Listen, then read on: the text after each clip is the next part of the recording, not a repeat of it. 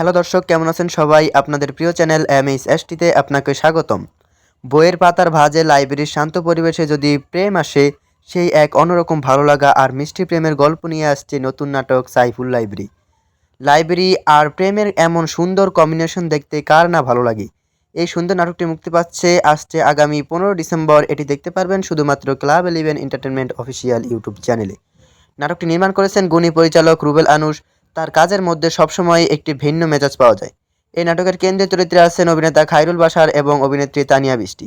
এই জুটিকে একসঙ্গে দেখতে পাওয়াটা দর্শকদের জন্য সবসময় দারুণ। বিশেষ করে খায়রুল বাশারের শান্ত এবং চিন্তাশীল অভিনয় লাইব্রেরির মতন একটি থিমের সঙ্গে খুব ভালোভাবে মানিয়ে যাবে। পোস্টারে দেখা যাচ্ছে তারা দুজন একসঙ্গে একটি বই দেখছেন, অর্থাৎ বই আর জ্ঞান কীভাবে তাদের সম্পর্কের নতুন অধ্যায় লিখবে, সেই গল্পই হয়তো আমরা দেখতে চলেছি।